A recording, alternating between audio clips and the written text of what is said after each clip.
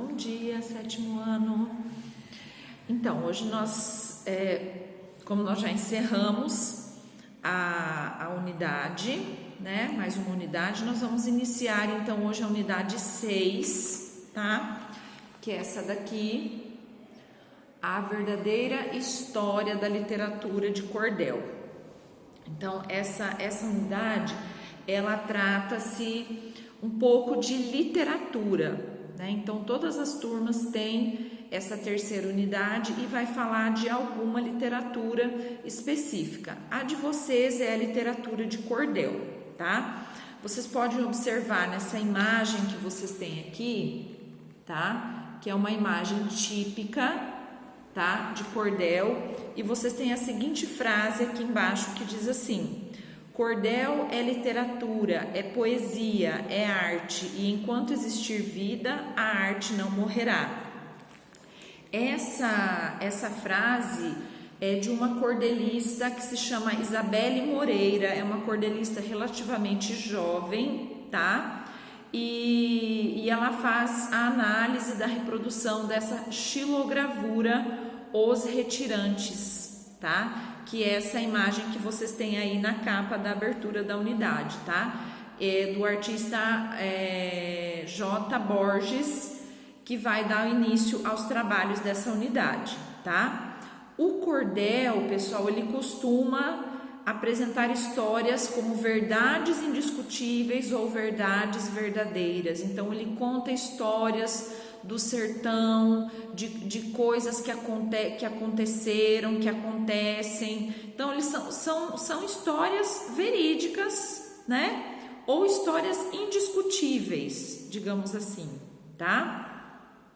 O cordel é literatura, o cordel é poesia, o cordel é arte, está presente na vida, tá? Então, como eu falei, Isabelle Moreira é uma cordelista relativamente jovem, né? E também atende muito ao público infantil, tá? Essa obra e Os Retirantes, ela registra um momento importante na vida de uma família que deixa o sertão em busca de melhores condições de vida.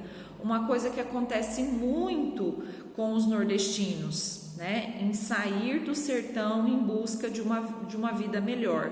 Então, eles acham que vindo aqui para o sul, né? Mais para o sul do país, onde eles se concentram mais na região sudeste, ali São Paulo, em busca de melhores condições de vida, né? Então, a paisagem vocês podem observar aí que revela a aridez, né, decorrente da seca do sertão, a quantidade de pessoas que vocês veem ao fundo da imagem aí, demonstrando que a migração atinge uma grande parte da população nordestina. Então, ali mostra uma família de retirantes, mas aquele público ao fundo também demonstra que muita gente, né, uma grande parte da população também faz essa migração aí.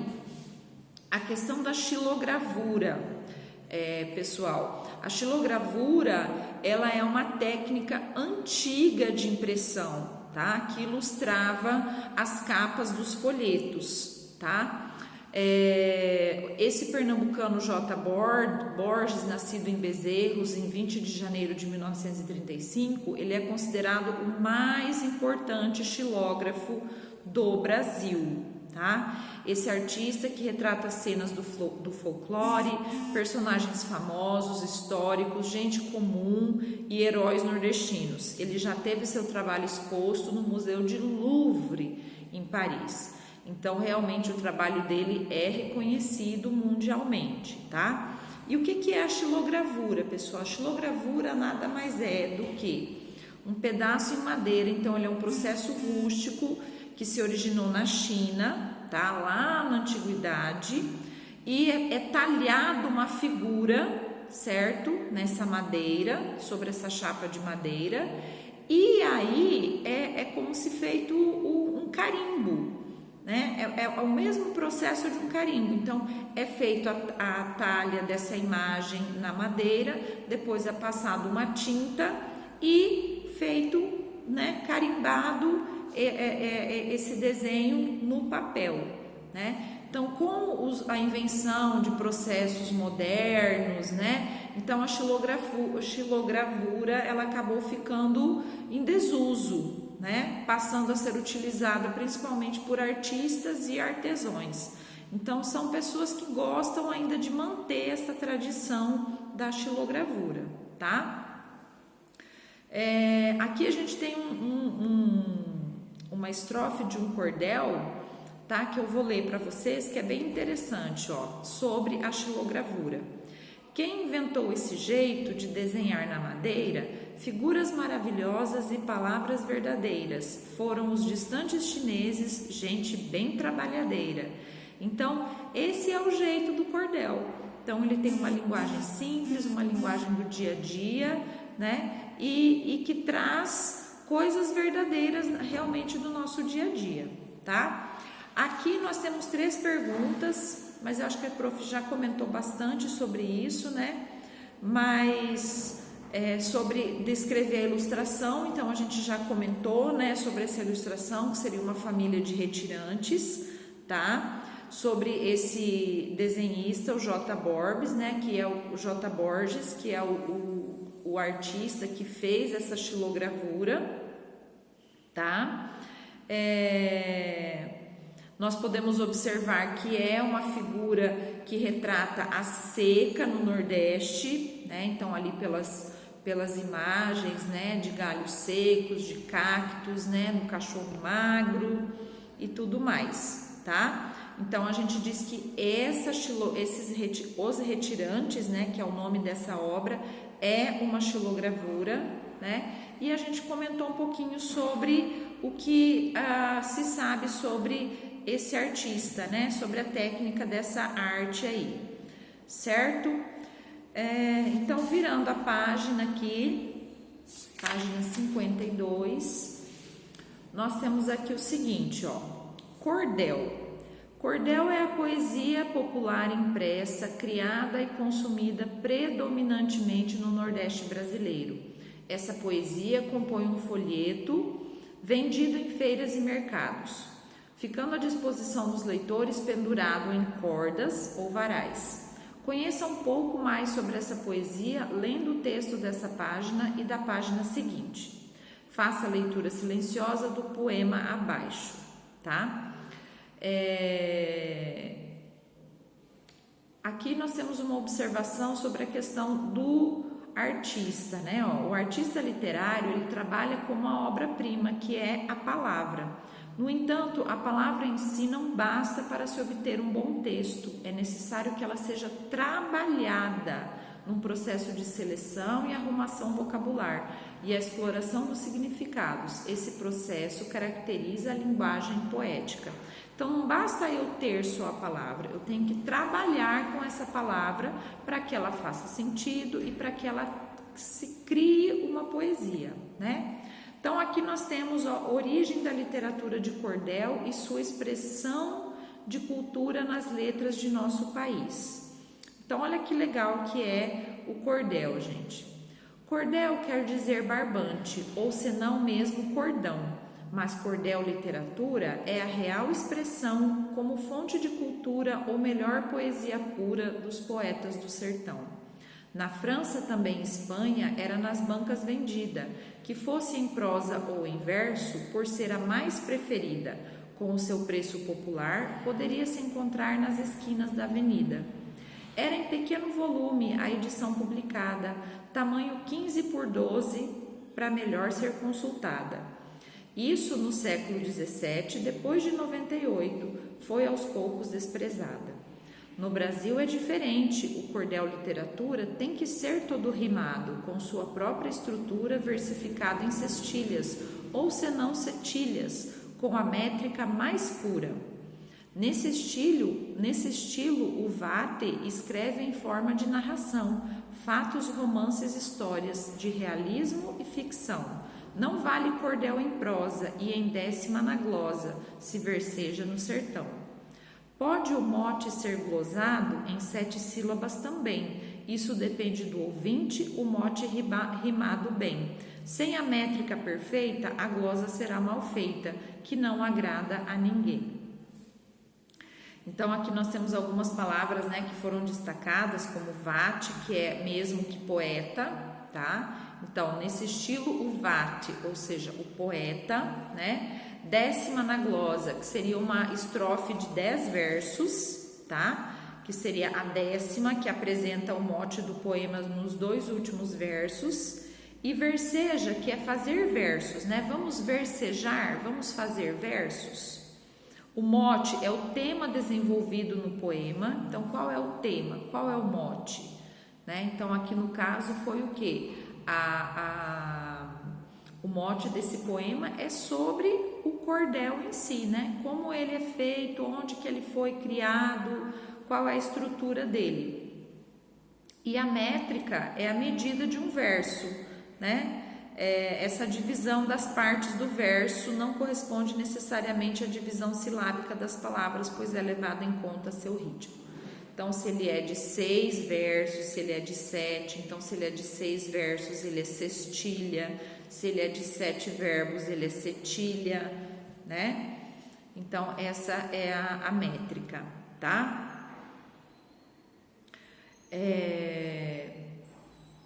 Ok, students, aqui ó,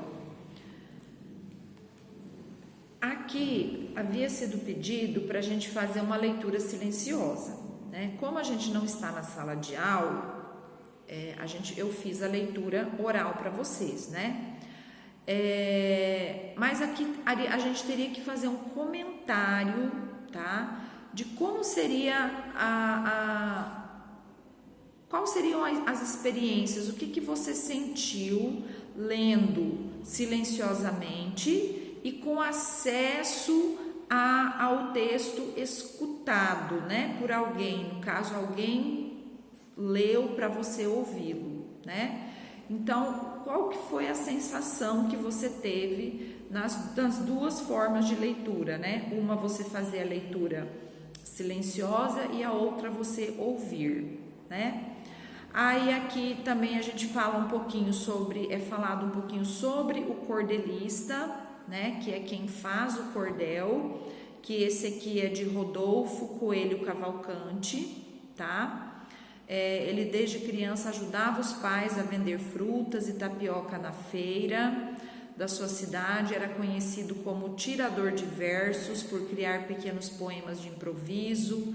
Após muitas andanças, começou sua profissão de cordelista em Teresina, capital do Piauí, fazendo sucesso logo com seu primeiro folheto, Os Clamores dos Incêndios em Teresina. Depois disso, o poeta versejou bastante, tendo criado mais de 1000 folhetos. O cordelista lutou muito para o reconhecimento dessa classe de poetas brasileiros. Então, aqui nós temos a questão 2, que é para vocês ouvir pelo professor, que foi o que eu fiz agora com vocês, né? Muito bem. Questão 3, tá? Reúna-se com 3 colegas, preparem a leitura em voz alta. Então, agora, vocês vão fazer a leitura em voz alta aí na casa de vocês, né? Vocês ouviram eu ler, então vocês vão fazer essa leitura em voz alta, né? Então, observem que ler em voz alta para o outro requer uma performance, ou seja, é preciso um pouco de teatralidade na entonação das palavras e dos vestos e no gestual. Porque é uma poesia, gente, o cordel é uma poesia. Então, é como se você estivesse interpretando aquilo. Então, você tem que ter entonação na voz, você tem que ter gestos, né? Então, você tem que fazer essa leitura teatral, certo? Então, vocês vão fazer isso aí na casa de vocês. Vocês vão ler esse cordel para alguém. Nem que seja para o irmão, bebê, para a mãe, para alguém, tá? Questão 4. Em Origem da Literatura de Cordel e sua expressão de cultura nas letras de nosso país, o cordelista conta ao leitor ou ouvinte, né, a origem dessa forma de versejar e revela várias características dessa poesia popular. Identifique as principais informações, completando o quadro a seguir.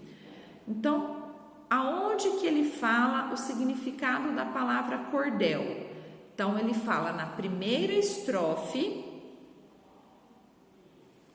verso 1, barbante. Então, ele fala lá na primeira estrofe, verso 1, barbante.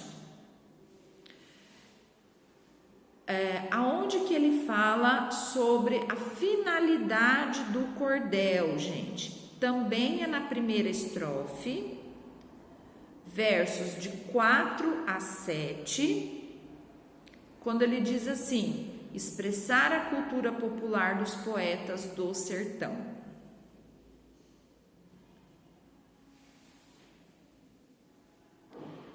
Como os poetas eram divulgados na França? Isso ele já vai falar lá na segunda estrofe. Então, praticamente toda a segunda estrofe, né? Quando ele fala assim: vendidos em bancas ou nas esquinas das avenidas, o preço era popular. Então, lá na Europa era vendido dessa forma, né? Nas bancas ou nas esquinas das avenidas, o preço era popular. E isso ele fala na segunda estrofe. Formato do folheto. Ele fala na terceira estrofe, no verso 1 e 2, tá? Quando ele fala pequeno volume com 15 centímetros por 12 centímetros. Então, é um folhetinho, né? Um folhetinho pequeno. Características do cordel no Brasil. Já aparece na quarta estrofe, no verso 3 a 7, quando ele fala em forma de poema, com rimas e métrica. Então, o cordel no Brasil, ele já é com rima. Lá na Europa, o cordel era em prosa, ou seja, ele não tinha rima.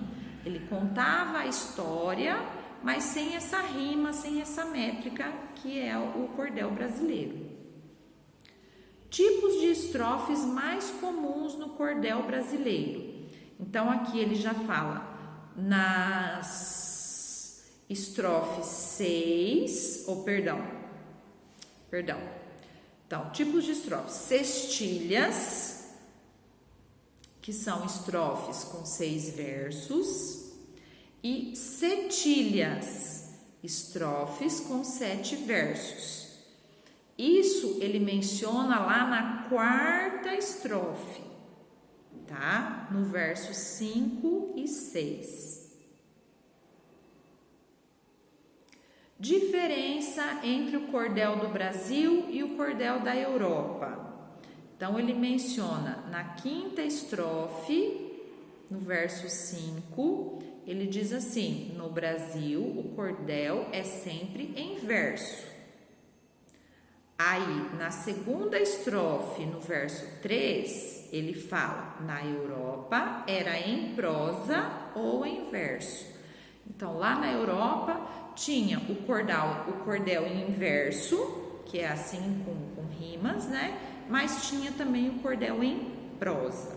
Mas aqui no Brasil a gente só tem cordel em versos, tá? Métrica popular, redondilha. O que é isso, gente? A nossa poesia popular tem muita influência da poesia popular portuguesa, né? Afinal de contas, nós fomos colonizados pelos portugueses, em que a métrica mais comum era a redondilha, ou seja, versos com 5 sílabas, redondilha, o que a gente chama de redondilha menor, ou com 7 sílabas, redondilha maior, tá? Então, aqui a gente vai ver como que se conta as sílabas poéticas, certo? Então, olha a questão 5.